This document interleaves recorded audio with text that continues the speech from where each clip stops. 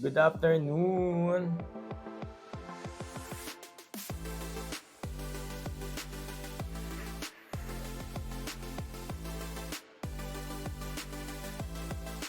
Hello, rinig niyo ako? Rinig niyo ako? Ayan, rinig niyo ako kasi ito yung mic ko eh. Okay. What's up? What's up? What ko yung background? Yes, wala kasi ako sa Laguna ngayon. Yes, kumusta? Vitamin C followed you. Pretty Mariela, hello po. Hello, Pretty Mariela. Sabi ni Joel Philippines. MJ, pa-shout out. Shout out. Shout out. Shout out! Sino bet ko sa mutya? Wala akong kilala masyado sa mutya. Siguro doon na lang ako sa kilala ko kay Juliana. Juliana Fresado. Kasi siya yung kilala ko eh. Glenn Frey, hello. What's up? Sabihin niyo lang kung hindi ako naririnig kasi ito yung mic yung gamit ko. Ayan, Pretty Mariela at Isa Manalo naman daw siya. It's me, Aldrin. Hello. Kinilaw. Papunta ng Thailand ang evening gown ng national costume ni Atisa. Yes, dala-dala siya ni Sir Voltaire. Ngayon yung lipad ni Sir Voltaire eh. Bakit daw iba yung setup ko? Kasi nga, wala akong sa Laguna. Kasi di ba nasa Laguna ako madalas dun sa amin sa bahay. Pag ganito, nasa Maynila lang ako. Kailan ang preliminary? November 9. November 19 preliminary at NatCos. Sabay sila. Gabi ata yun. Gabi dito sa Pilipinas. Tapos yung finals 21. So actually, yun na lang inaabangan natin eh. Inaabangan namin. Ayun na lang inaabangan natin eh. Preliminary competition on November 19. Malapit na siya. Kasi, ano na ngayon? 16, 17, 18, 19. Tatlong araw na lang. Malapit na talaga siya. So, ngayon pabalik na yung mga girls papuntang Bangkok ulit at isang linggo na lang tayo. Actually, crunch time na pagbalik ng Bangkok. Yun na yun. Final week na. Tuloy-tuloy na tayo hanggang 19. 19 preliminary competition and then 21st finals na. And ayan, sa lahat ng mga nanonood sa atin, 166 viewers, magandang hapon sa inyong lahat. Happy weekend, happy Sunday. So, kumusta na sa inyo ang ating pambato na si Atisa Manalo? Kasi kagabi, maraming nyaw-nyaw ng nyaw-nyaw. Maraming parang sumuko na nga daw ang iba, di ba? Na sumuko na kay Atisa kasi nga, yung iba hindi sila na-satisfied sa kung ano pinakita ni Atisa kagabi. Though CDI kasi yun, hindi natin alam ang nangyari sa closed door interview. Pero yung pinakita nga ni Atisa Manalo, yung panlabas, which is yung damit nga niya, ay hindi naman nagustuhan ng ilang mga pageant fans. Lalo na nung hindi nga siya nakapagpalit ng damit nung mini fashion show nila, no? So, hindi naman siya mahalaga kasi nga damit lang naman yun. Hindi naman yun yung iskoran. Ang iskora naman kung ano yung sinabi nila sa CDI. Pero yun nga, ang nahagip nating balita kanina kasi nga galing din naman kay Miss O. Sabi rin daw ni Miss O sa isang interview na saliado daw ang top 30 dahil dun sa nangyaring closed door interview. Di ba nag-closed door interview? From there daw napili na ang top 30. Yun ay ang sabi ni Miss O na napili na nga daw yung top 30. So, ibig sabihin, mahalaga talaga yung sagot, yung nangyaring CDI dun sa loob ng mismo CDI, sa loob ng room, no? Tapos, ang hinahanap nga daw nila, sabi rin ni Miss O dun sa interview, ang hinahanap nga daw nila is yung babaeng may advocacy daw talaga. Yung may advocacy, may ginagawa. Yung advocacy na dati pang ginagawa, hindi yung ngayon. Basta yun ang chika dun sa interview kay Miss O. So, ano masasabi niyo doon? Kung nalaman niyo yung balitang gano'n, na selyado na nga daw, na sealed na ang top 30. Ano masasabi niyo doon? Wait lang reply lang tayo.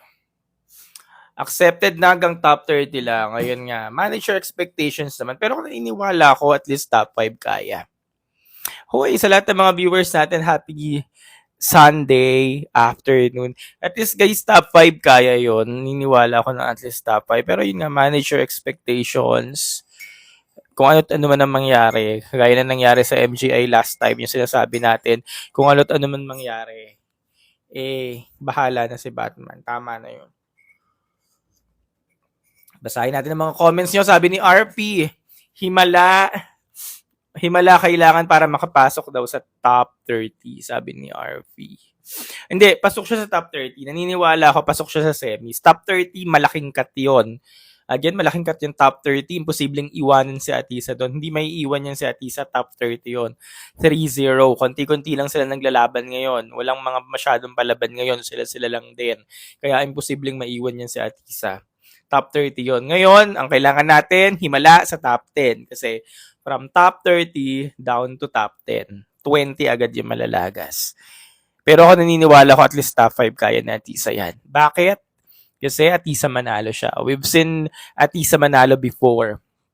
Atisa Manalo competed in 2 different international pageants like Miss International and Miss Cosmo.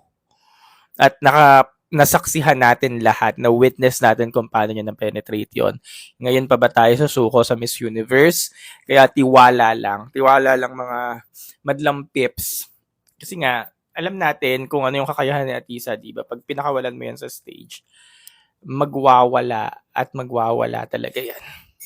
Kaya kapit lang. Ayan, wag daw tayo susubo. Di ba wag tayo susuko?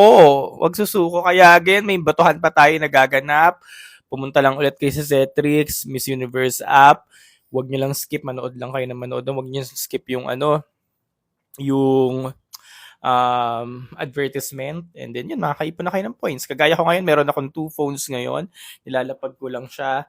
Plus itong phones ko, pag wala akong ginagawa, nakalapag lang siya. Tapos tuloy-tuloy lang yung mga ads doon. Then iniipon ko siya kasi nga magbabagsak ako ng votes pag mga final, yung mga huling oras na ba.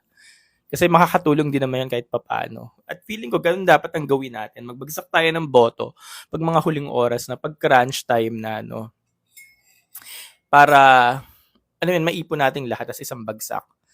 Tama ba? Tama ba yung ganung strategy? But anyways, di daw gumagana sa akin yung ads. Pag hindi gumagana yung ads nyo, ano nga ba dapat gawin doon? Oo nga, nyo na lang, figure out nyo na lang kung bakit hindi nagana.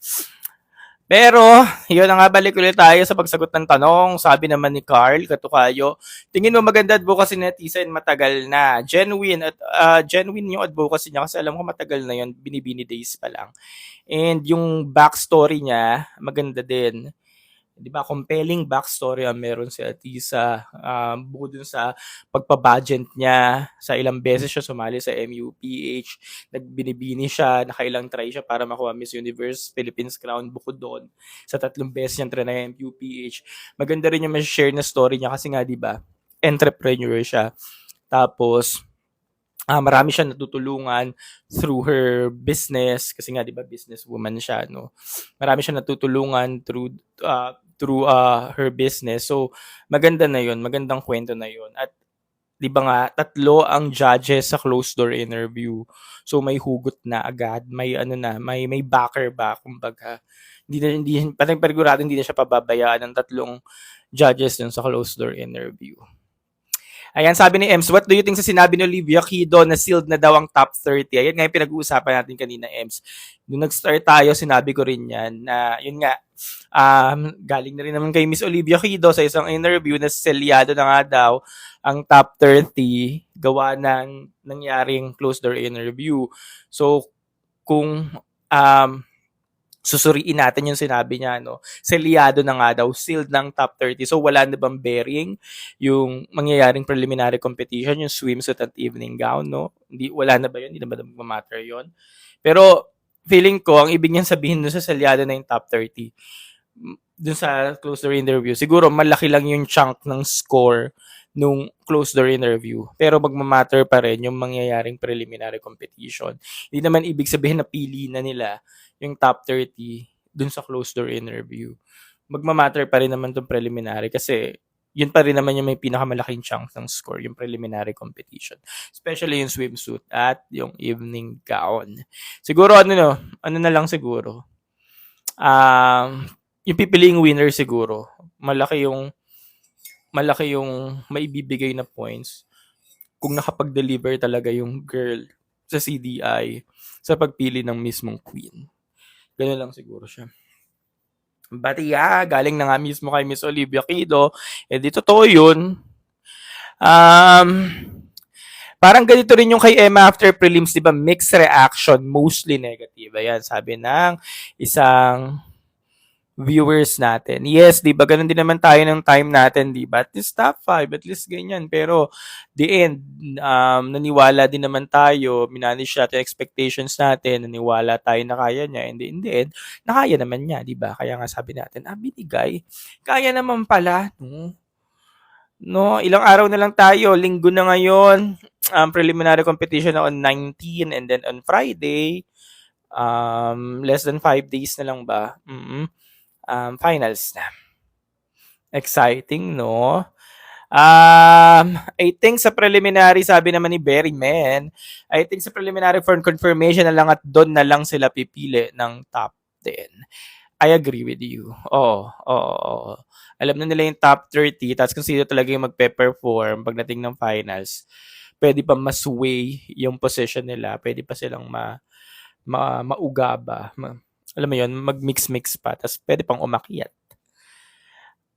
Nakapaboto, sabi ni Kuya Carl, nakapaboto ka na po ba? Kung alam mo lang, kanina nga in-explain ko nga kung paano yung ginagawa ko.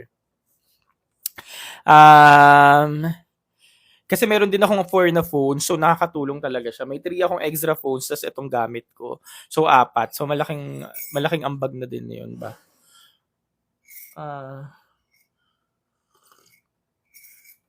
So, kayo, ano ng eksena nyo dyan? Nagwo-worry ba kayo? Huwag kayong mag-alala. Tiwala lang kayo.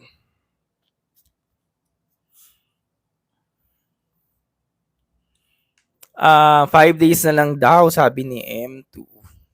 Mamayang 8 PM daw po magbabagsakan. O sige, bagsak natin. Marami na akong naipon dito eh. Bagsak natin yan. Ibabagsak ko din yung mga naipon ko. Bagong gising kami. Bagong gising kasi nag-live lang. Nag-live na ako ngayon para may may entry. May entry akong live kasi mamaya hindi na ako makakapag-live kasi busy na ulit. Hindi pa ako manonood sa Thailand, nasa bahay lang din ako. Sa styling daw talaga nagwo-worry sa styling lang daw talaga nag-worry si Spam ni Anek. Okay na yun. Ano ba kasing kinaka-worry nyo sa styling? Hindi na meet yung expectations nyo. So, bakit kayo nagka-expectation? Sino ba ang nagsabi sa inyo na ganito yung i-expect nyo? Sino ba yung nagbulong sa inyo? Dapat ganito yung suot ni Atisa, ha? Dapat ganito yung i-expect mo, ha? Shoota ka, dapat ganun expects mo, yung ganun. Sino ba nagbulong sa inyo? Di ba wala naman? So, saan nyo nakuha yung expectations na ganun? Tsaka ano ba dapat kasi? Ano ba dapat? Ganun. So, kung yung babae nga, masaya naman dun sa suot niya yun na yun. Di ba sabi ko nga dun sa content ko, it is what it is. Pero yun nga, siguro, sige, hindi nyo nagustuhan yung damit. Pero hindi naman siya iskoran din. Di ba, dun sa closed door interview, yung i-score naman kung ano yung sinabi ng babae. Kung ano yung binuga niya, sinabi niya, tsaka kung ano nga yung advocacy niya, tsaka kung ano yung backstory niya. Di ba wala naman dun sinabi, galing na kayo mismo kay Miss Olivia Quido, wala naman sila sinabing i-score nila yung damit. Wala naman sinabi, may puntos yung damit Shoota ka, may puntos yung damit, di ba? Wala naman siyang sinabi, di ba? So, kung hindi nyo nagustuhan yung damit, wag na kayong mag-alala kasi hindi naman i-score na yun. Okay? Ano na lang, sige, isa pang chance. Preliminary evening gown. Pag hindi pa rin kayo or tayo na satisfied sa preliminary evening gown, sige, valid na yung mga sinasabi dyan. Magwala na kayo dyan. Magnyanyaw-nyaw na tayo dito. Pero ano pa, sige, yun na lang, preliminary evening gown kasi yun naman yung mahalaga Yun naman talaga yung may puntos Preliminary evening gown, tsaka evening gown yung finale. Yun naman talaga yung mahalaga Diba? Any thoughts po sa performance ni Atisa? Suwabe lang. Suwabe lang. Kung ano yung Atisa na nakita natin dati, yun na yun. Oh, ano ba? Yun na yun. Satisfied ba tayo? Satisfied na ako kasi yun yung pinakita niya. Wala naman ako magagawa kahit naman maglupasay ako dito, yun na yun eh. Naipakita na niya eh, 'di ba? Kahit naman magwala ako dito eh. Wala na, yun na yun eh. Pero hindi talaga siya yung sabihin mong katulad ng mga kaakyat-akyat na performance. Hindi siya yung katulad ng mga nabigla tayo sa performance ni Colombia, ni Puerto Rico, or even ni China, di ba? Hindi siya yung mga katulad na performance na gano'n. Pero syempre, kahit ano naman ang gawin natin, wala naman na tayong magagawa kasi yun na yun. Destiny na lang talaga yung magpapanalo sa kanya. Kung siya talaga yung tinadhana, di siya na talaga. Pero yun nga, makakatulong naman tayo para iakit ng candidates natin through votings. Kaya kung kaya nyo naman dyan sa mga bahay nyo, kagaya ko, kahit di ko pa nga sinasabi, marami akong phones, 4 ang phones ko plus itong gamit ko. Lahat yan araw-araw. Gumagalaw, nagtatrabaho sila. So yun, nakakaipon naman ako ng mga pang-votes. Salyado na daw ang top 30. Yes po, ayun nga po ang pinag-uusapan natin kanina.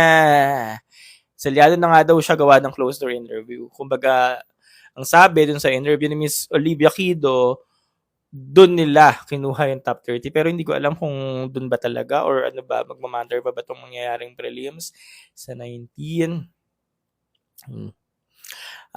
Feeling mo na national costume ni Atisa,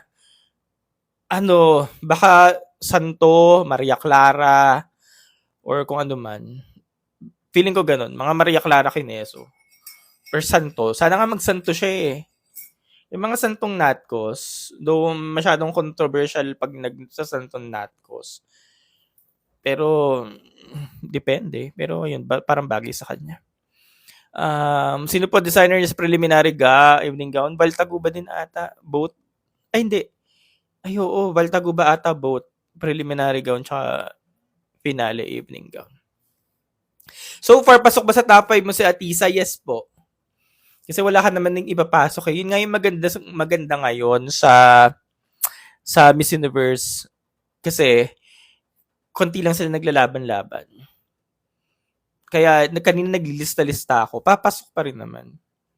Papasok pa din naman. Kasi Thailand nga, nasa top 5 ko pa eh. Papasok pa rin naman siya. Sure na, dami malakas. Hindi, actually, konti lang talaga sila malalakas. Hype lang talaga yung iba. Okay, pag-usapan natin ang top hot picks ng Miso. O nga, nagulat ako kanina eh. Number 1 ng Miso, Turks and Caicos. Hinahanap ko si Colombia, wala si Colombia. Si Philippines nasa 7 spot ata. Then Venezuela 8, magkasunod sila ng Philippines sa top picks ng Miso. May mga unusual na pumasok sa top 5 ng Miso eh. Pero sa Turks and Caicos, hindi na ako nagulat kung bakit nila pinasok. Kasi di ba every time nga, pag tinatanong nyo ako kung sino yung Dark Horse, laging ko sinasabi, Turks and Caicos. Maganda yung performance niya ng swimsuit show ni Turks and Caicos. Ang alam ko maganda rin daw ang CDI nito. Kaya hindi na ako nagulat kung bakit number 1 siya. Pero, syempre, nakakagulat nga na talaga, inakyat ng Miso yung Turks and Caicos no number 1. Yes, Dr. Congo. Dr. Congo, Democratic Republic of Congo, nasa top 5 nila, no? Ng Miso. Iba-iba yung mga nilagay ng Miso. Yung mga parang hindi mo akalaing ilalagay ng Miso, no? Magugulat ka talaga. Lebanon, yes, nasa top 5 nila ang Lebanon. Feeling ko nagmamain conditioning na naman sila. Top 6, di ba top 6? Mahilig kami sa ganito, yung pag mga kalagitnaan ng hot picks, iniiba-iba nila. Minamind conditioning tayo. Tapos pagdating ng finale, tingnan nyo dyan, si Atisa nasa number 5. Yung mga malalakas, sila yung number 1, number 2. Kasi syempre, hindi nila pwedeng iakyat lahat eh. Yung parang pare-parehas naman ng topics mo eh. Hindi nila pwedeng iakyat lahat, kailangan mag-iba-iba din. Para syempre, yung market nila dun sa mga bansang to, matuwa rin naman dun sa pages. Gets nyo ba? Kasi syempre, may mga pageant fanays sa Turks and Caicos, sabihin natin, or Lebanon, or sabihin natin sa DR Congo, para matuwa din naman, di ba? Yung parang, lagi na lang yung bansa nilalagay mo, wala naman bang iba? O di ilagay natin lahat ng mga nag-perform din naman para syempre may market din ako sa mga pageant fans sa bansa nyo. So, pagdating na ng finale, mag-iiba ulit yan. Malalaglag yung mga malalaglag. Tapos papasok yung mga papasok. Yun nga, mind conditioning ba? Ang laki ng cut from 30 to 10. Yes po, malaki. Pero yung 30, huwag kayo mag-alala, papasok dun sa Atisa kasi sobrang dami nun. Marami yung 30. Imposibleng mawala dun si Atisa. Atisa manalo yun. Sikat. Imposibleng mawala yun. Again, babalik tayo last year. Chelsea manalo nga, pumasok sa top 30, diba? Atisa manalo pa ng sobrang sikat. Ilalaglag.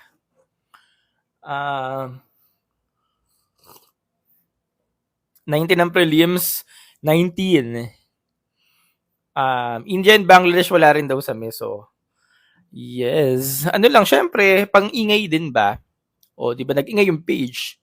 Nag-ingay yung ano nila, yung hot picks nila ng meso. Kasi nga, bakit wala sa ganyan? Bakit nandito to? Bakit ito yung number 1? Di, syempre, engagement. O, ibig sabihin, nagmamatter pa rin talaga yung hot picks nila. Sila pa rin talaga yung inaabangan. Kasi, yun, umingay nga, di ba? Sino dark horse mo, kuya? Si Turks and Caicos nga ang dark horse ko. Madalas ko sinasabi, Turks and Caicos. Pero ngayon, number 1 na siya ng miso. So, ibig sabihin, front runner na siya. Kasi panagurado ito, di ba nag-number 1 tong Turks and Caicos? Kasi sikat na yan. Makikita mo yun sa mga ibang hotpicks, nandiyan na rin yan. Baka nasa top 5 na rin nila or mga 6, 7, 8, 9, 10. So, pagkakaganon, magiging front runner status na siya. Hindi na siya dark horse. Even si China, hindi mo na siya ma-consider dark as a dark horse eh. So, may mga natitira na lang na dark horse ngayon. Siguro sina Malta na. Kasi si China sumikat na eh. Di ba alam nyo, di ba sumikat na si China? May pinag-uusapan na siya eh. Baka si Malta na. Si Malta kasi performer siya pero nandun pa lang siya sa ibaba eh. Yun. Sino pa ba? USA? Pwede din. Sino pa? Dark horse. Ewan ko. Anong oras preliminary competition? Baka gabi. Gabi siya, panigurado. Baka 7 siguro yan dito, 7 p.m. or 8 p.m. Kasi di ba advance tayo ng isang oras. Lakas ni Atisa, nag-ingat lang talaga. Correct. What time coronation sa Pilipinas? Alas 9. Ay, hindi. Ano ba? Alas 8. Alas 7 sa Thailand, tapos alas 8 dito ng umaga. Yes, maaga ako ngayon. Para maagang entry natin. Carl, sana magpa-up ka naman. Ay, teka lang. Oo nga eh. Carl, sana magpa-up ka naman na magtatanong, tambayan sa mga bet nila. O nga, strawberry, sabi ko that kagabi ko yung gagawin. Ang dami ko nang ginawa kagabi. Tapos ngayong gabi dapat, hindi ko na rin magagawa. Kailan kaya natin gagawin yan? Tapos may trabaho na ako ng Monday, Tuesday, Wednesday. Sige, hahanap tayo ng time. Sabi po, El Tocuyo. Anong El Tocuyo? Question po, i-announce na yung Continental Queens sa prelims. Hindi ko po alam kung confirm yan. Pero ang balita ngayon sa Continental Queens, hindi sila invited sa finals. Wala daw imbitasyon ng mga Continental Queens. So, anong masasay nyo doon? Actually, ako talaga, hindi ko talaga gusto yung idea ng Continental Queens sa Miss Universe. Sana ibinigay na lang nila sa ibang pageant. Kasi nga, gusto ko na may trabaho yung first runner-up, second runner-up, third runner-up, fourth runner-up. Yun na yun. Gusto ko yung kung ano yung dati, yun na yun.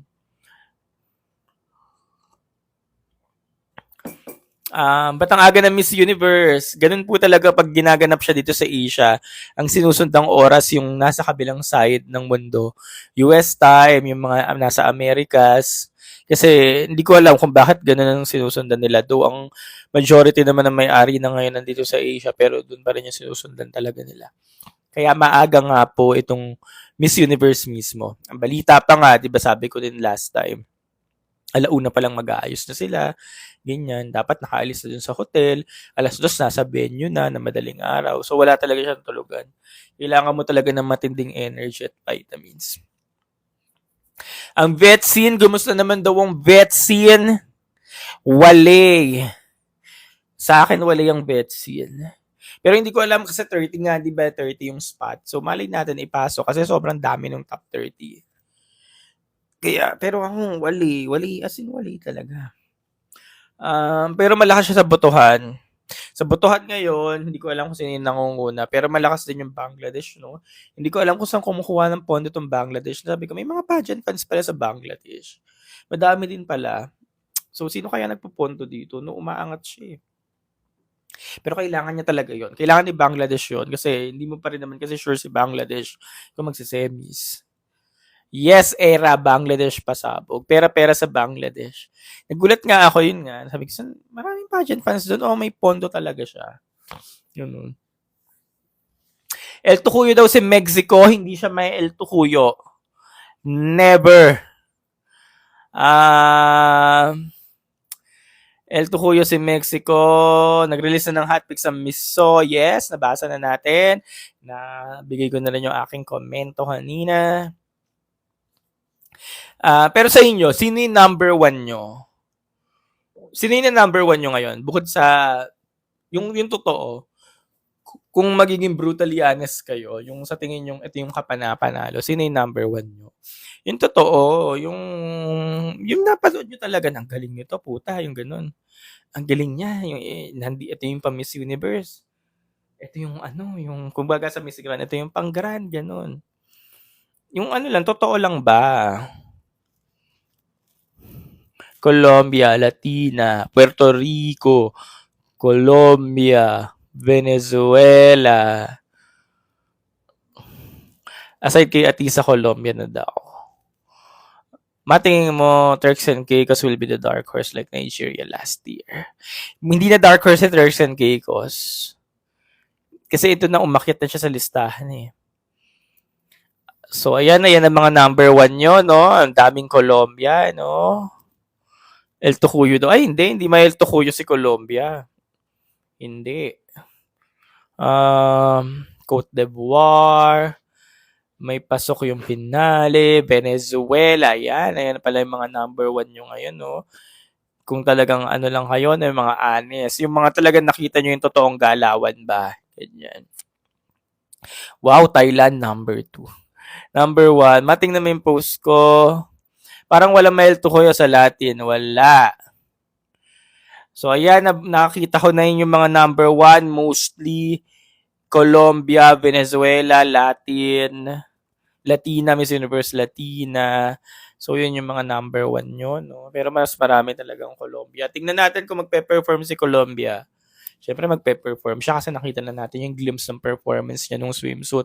Magpe-perform talaga siya sa prelims. Ngayon, ang tanong, anong nangyari sa closed door interview? Nag-perform ba siya during the closed door interview? Kasi kung hindi, wala din. Kasi kung totoo yung sinabi ni Olivia Kido na depende tayo sa closed door interview kung sino nakasagot, kung sino may advocacy, kung sino may magandang backstory. Tapos itong mga to, wala naman atang ganung hinahanap ni Olivia Kido o baka wala din. Kaya, ang tanong, ano nangyari sa closed door interview? Ako, sino number 1 ko? Yung parang, sino number 1 ko? Yung parang siya yun eh. Parang siya yun eh.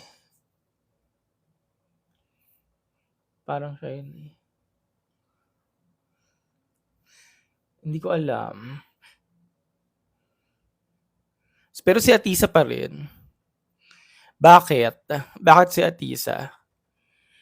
Kasi nakita natin yung story ni Atisa. 3 beses kasi siya sumali.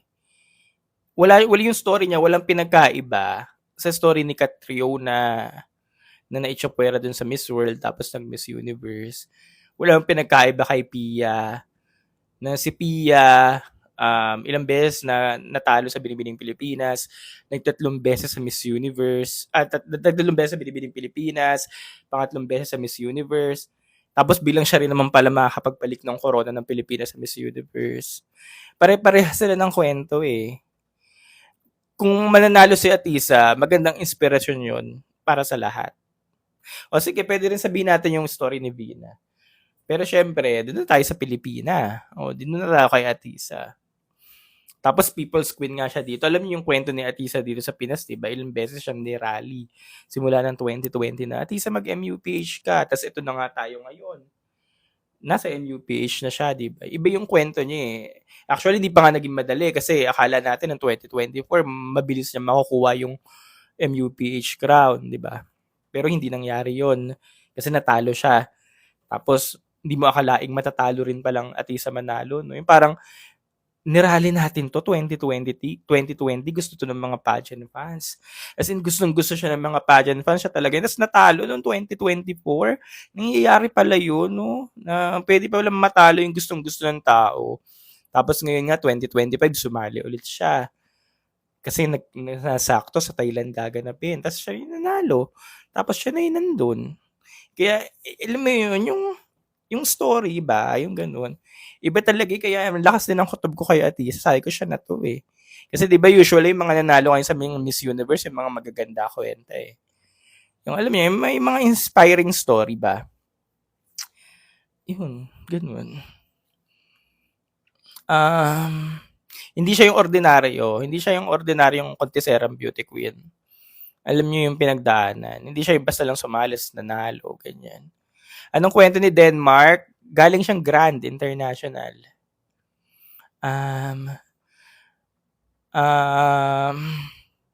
May winning glow talaga siya sa event. Tsaka, si Atisa kasi binitawan mo sa stage eh. Alam niya yung gagawin niya eh. Pag pinakawalan mo yan, para yung ano, pag pinakawalan mo, para yung aso ikot agad. Alam niya yung gagawin niya. Kasi Bina din, pareha sila ng kwento. Wala silang pinagkaiba ni Bina. Sige, silang dalawa na. Kahit si Bina manalo, wala tayong problema. Or wala akong problema.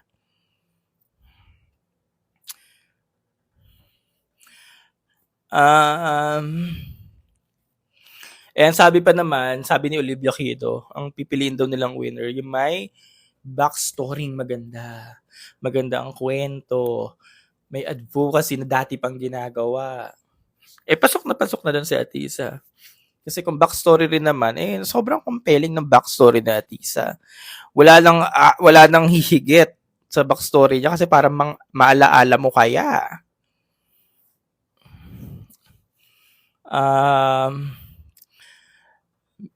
Anyari sa swimsuit nung pinakawalan. Anyari sa swimsuit, hindi ko alam ang problema niyo sa swimsuit. Ito na naman tayo, babalik ulit tayo dun sa swimsuit performance sa Atisa. Ganito kasi yun, hindi nyo maikukumpara ang orange sa apple. Iba yun yung kasabihan nyo. Compare orange sa apple. Ngayon, si Atisa, hindi naman nakakahiya yung performance. Kung ano yung natutunan sa training, yun naman ang pinerform. Ginawa niya. Diba, hindi naman nakakahiya, hindi nagkalat. Ngayon kasi kinukumpara kasi nakita nyo kay Colombia, kay Puerto Rico, or even sa ibang girls na bakit sila kaya nila. Unang-una, itong mga Latina, forte nila yan. Kahit anong gawin ng mga to, mape-perfect nila yung ganyang pasarela or what, or even pagbaba sa hagdanan, mape-perfect nila yan kasi mga Latina yan. Ibang bias ng mga Latina, iba yung katawan nila, iba yung hahaba nila, iba yung katawan nila, di ba? Kaya nga, kaya nila bumaba ng hindi 2 steps dun sa hagdanan. Kasi nga, mahahaba sila. Ngayon, may mga magsasabi ulit, di sana hindi kasi nag-platform heels si Atisa. Si Colombia nga, hindi naka-platform heels, naka-flat daw na heels. Kasi si Colombia, kaya nag-flat na heels kasi matangkad na siya. Si Atisa siguro kaya nag-platform heels kasi hindi siya mahaba tingnan para madaya yung tingnan. So, magiging extra challenge talaga kay Atisa yung pagbaba niya sa hagdanan. Pero maganda naman kasi doon sa ginawa ni Atisa, na pulido naman, na perfect niya yung galawan. Ngayon again, hindi niya pwedeng gayahin yung galawan ni Colombia or ni Puerto Rico kasi iba si Atisa at magkakaibang tao sila. Hindi mo pwedeng gayahin yung pre-practice nito para masabing perfect ka or para ma-meet ko yung expectations nyo. Ang mahalaga doon, pulido nga, perfect. Hindi siya nadapa, hindi natisod, malinis. Kasi kanya-kanya silang pre-practice ha. Iba-iba yung nagtuturo dito ulit hindi sila yung isang school na dapat pare-parehas tayo ng galawan. Ganun kasi yung laging na ng mga ibang mga fans kinukumpara kay Colombia, bakit si Colombia kaya? Bakit si Puerto Rico kaya? Syempre iba-iba tayo eh. Kaya nga kung ano yung pinakita niya, yun na yun. Yun na yun. Yun na. Hindi mo pwedeng ipagkumpara bawat isa na bakit ito kaya niya. Ganun. Tsaka iba kasi yung mga bias talaga kasi ng mga Latino eh. Kaya kahit, di ba, ito yung ini-issue kay Atisa ngayon, kending-kending daw, di ba? Bakit kending-kending si Atisa? Kaya siya nagmukhang kending-kending kasi yung proportion ng katawan ni Atisa, sabihin na natin, di mahaba, maikli lang, ganun. Kaya yung bumaba siya ng 2 steps per hagdanan, nagsisway-sway talaga yung hips. While dun sa mga Latina na kinukumpara nyo, nangahaba kasi ng mga balakang, ganyan. Kaya pagbaba nila ng hagdanan, ganun tingnan. Eh wala eh. Asyano tayo eh. Hindi tayo Latino eh. Alam niyo namang iba yung built ng mga Asyano, Asyana. Kumbaga sa built ng mga Latino eh, di ba? Kaya nga naging standard sa beauty pageant sa mga Latina. Di ba? Latina, Latina, Latina hanggang ngayon, di ba? Latina, Latina. Kasi iba talaga yung built nila. And tayo, wala eh. Asyano tayo, Asyana tayo. Kailangan talaga natin makipaglaban. Eh, yun. Ginawa naman natin isa, di ba? Nakipaglaban naman siya. Nakipagsabayan. Pero yun na yun. Hindi mo na kailangan i-compare dun sa mga Latin na nakikita natin kasi iba-iba nga tayo ng build. Iba-iba tayo ng race. 'Di ba? O siguro maswerte lang tayo kay Catriona kasi si Catriona 5'10", 5'11", kaya ano. Kaya ngayon lagi natin sinasabi pag MUPH umanap ng matangkad, mahaba ang galamay, mahaba ang bias para pag ganitong Miss Universe, hindi tayo nag-aaway-away, 'di ba? Kaya doon nagma-matter yung height talaga. Kaya nga, di ba lagi na sinasabi, height matters. Kasi, pagdating ng ganitong mismong international, wala, hindi mo talaga meet yung expectations sa mga pageant fans, di ba? Ayun. Ito, may mga nagsasabi, Eliana daw next year. Wag na. Kasi, ito na naman tayo, si Atisa nga, ganyan din ang sinabi nyo eh. Atisa next year! Atisa next year! Ayun, si Atisa na nandito na, di ba? O, anong ginagawa nyo ngayon? Di ba? Tapos ngayon sasabihin nyo, Eliana next year. Wag na. Doon na tayo sa mga baguhan. Yung mga baguhan na para kahit okrayin nyo, go lang. Eliana next year, Eliana next year. Pag nakakawawain nyo lang sa Eliana next year eh. Tapos ibabash, di ba? Ganito rin naman tayo kay Atisa nun or kayo na Atisa next year, Atisa isa pa. Paiyak-iyak pa, natalo si Atisa. Binash pa si Chelsea kasi hindi daw si Atisa yung nanalo. Di ba, alam niyo yon, di ba? Yung time ni Chelsea, binash si Chelsea. Kasi hindi daw si Atisa yung nanalo. Kasi ngayon si Atisa na. Ano ba talaga sa lulugar? Tapos ito yung suot kahapon ni Atisa, di ba, pang Miss International. Hindi na nakaya si Atisa sa huli Miss International. Eh sabi ng mga pageant fans, ibalik yung Atisan 2018. Ayun, Atisan 2018 naman yun. So ano ba talaga? Gusto nyo ba magpakita si Atisa ng cleavage? Close door, gusto nyo ba? Close door interview may cleavage? Diba? Eh, close door interview nga mag-a-apply ng trabaho. Close door interview mag-a-apply ng trabaho. Gusto, gusto nyo ba may bling-bling? Gusto nyo kumikinang yung suot, yung intimidating? Di ba, alam niyo yung mga suot na intimidating? Yung pag mag-a-apply ka ng trabaho, tapos may makikita ka, nakaka-intimidate yung suot, bagsak agad sa interview. Gusto niyo ba ganun si Atisa? Kaya nga hindi ko mag-say ko, anong mali? Sa suot ni Atisa, CDI nga. Siguro ang issue ko na lang doon yung hindi nakapagpalit. Yung sana man lang nagpalit ka ng damit, kahit anong damit, basta nagpalit ka. Pero naintindihan ko naman kasi nga, sabi nga, di ba, yung batch nila, last na in-interview, tapos dire-diretso na. So, wala ka na talagang tayo magpalit kasi diretso na, rampa na, ganyan. Pero yun lang yung issue ko doon na sana nagpalit. Kahit ang damit, basta maiba lang. Yung maiba lang ba sa mata natin. Pero yun nga, kasi yung naging issue yung problema. Yun. Pero, di ba, anong problema sa damit ni Atisa kahapon? Sabi ko, ba't ganito yung mga tao? Masyado sila nitpicky. Sabi ko, ba't masyadong naging issue yung damit? Eh, ang titingnan sa close door interview, yung buga mo, yung mga sinabi mo, di ba? Hindi ka naman i-score na, putya, ang pangit ng damit. Negative 50. Hindi ka naman i-score ng ganun, di ba? Nakakaloka. Sabi ko, ba't ganito yung mga nasa comment section? Hindi ito dapat yung pinoproblema natin. Yung ganun. I-scorean ka ba nun? Ang pangit ng damit mo. Di ba hindi naman? Nakakaloka. Sabi ko, ba't tayo naging ganito? Ito naman, kukumpara ko na naman yung araw. Nung araw ng bagets ako, nung high school ako, nanood ako Miss Universe, hindi namin problema yung mga ganito. Di ba kasi yun nga, sa mga forum lang kami nakikibalita sa mga blog, BLOG, kanya-kanyang comment din yung mga tao. Hindi naman namin problema yun, yung 2007, 2008, 2009. Sabi ko, ba't naging ganito kalaking issue yung mga damit-damit ngayon?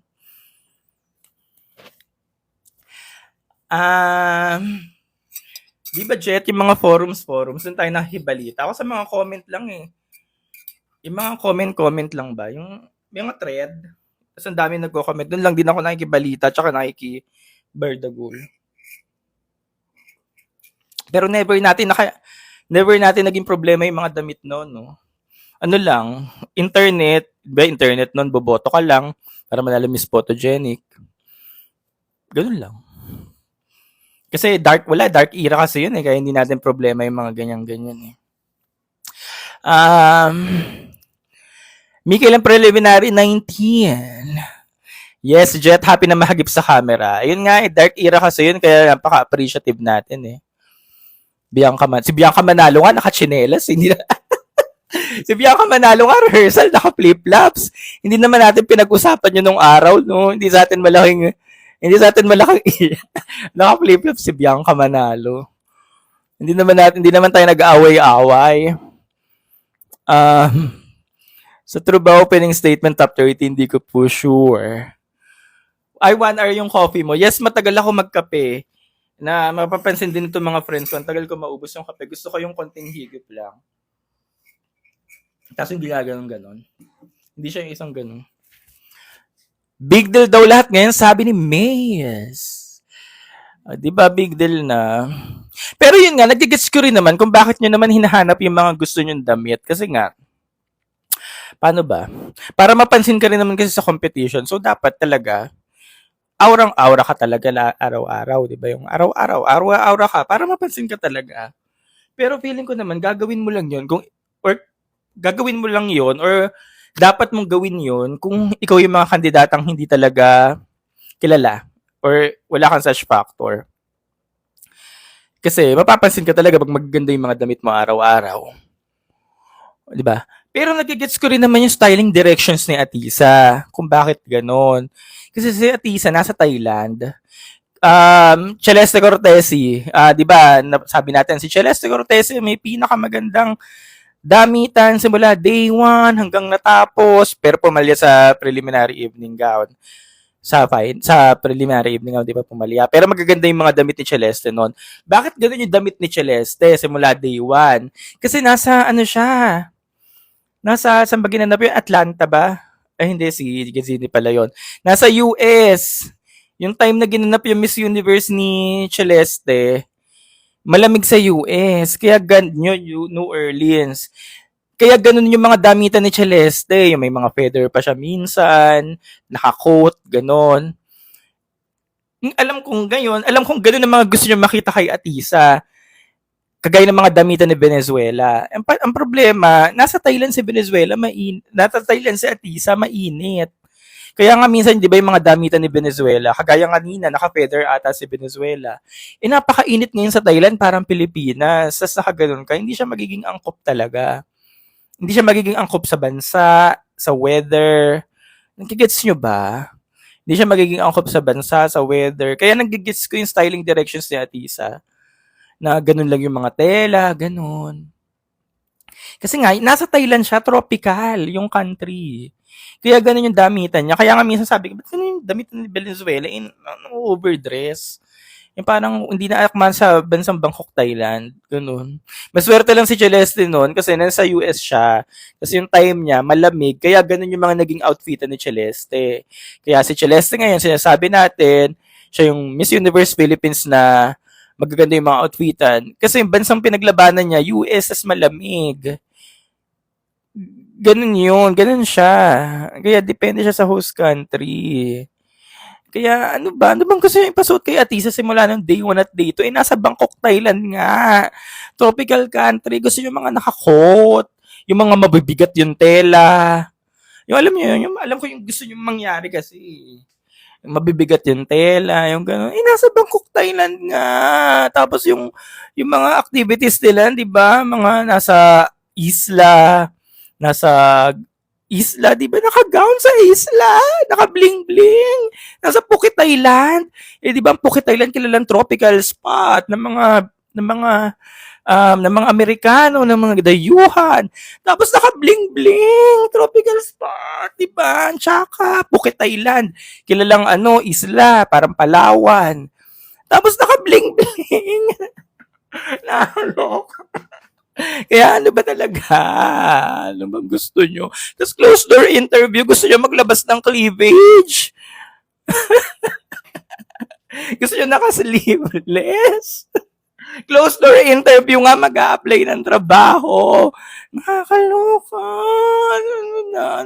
Saan kayo papunta? Kasi dadala kasi kayo ng mga napapanood nyo eh. Alam ko mga napapanood nyo din kasi yan sa mga vloggers. Marami kasi din, alam ko may mga vloggers or mga pages na ganito yung sinasabi. Tapos pag nabasa nyo or napakinggan nyo, oo nga no, nadadala kasi kayo eh. Dapat isipin nyo din kasi na, ano ba yung sinalihan niya? Nasaan ba siya? Ganyan.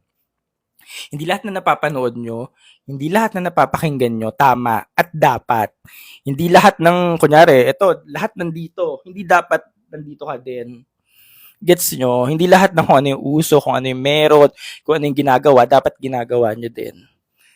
Kaya huwag kayong magpapadala. That iisipin nyo muna lagi. Kaya nagigets ko yung styling direction nila Patty Yap, nila Atisa. Hindi sa pinagtatanggol ko kasi sasabihin naman, pinagtatanggol mo naman kasi Pilipina or member ka ng MUPH Media Hindi sa pinagtatanggol ko, pero kung iisipin mo kasi, magigets mo yung oo nga. Ganun pala. May isip mo siya na, okay, gets ko na. Ayun. Gets ko na. Critical thinking left the group. What's new? Sabi ni Bini Bembang. Ayun lang naman ang aking hinaing. Ayan, gabi na nga. Paalis din kasi ako mamaya. Anyways, vote na kayo everyone. Opo, vote na. Again, basta i-play nyo lang yung mga cellphone nyo dyan. Makakaipon kayo ng botos, bagsak nyo na lang pag madami na. Madami na yung nyo. O siya, yun na lang po ulit. Happy Sunday, gabi na. Nagrant lang ako. Nagrant lang tayo. Magkita-kita ulit tayo bukas. Ingat kayo sa mga papasok sa school, sa trabaho kasi Monday na ulit bukas. Back to normal na tayo. No? Bye-bye!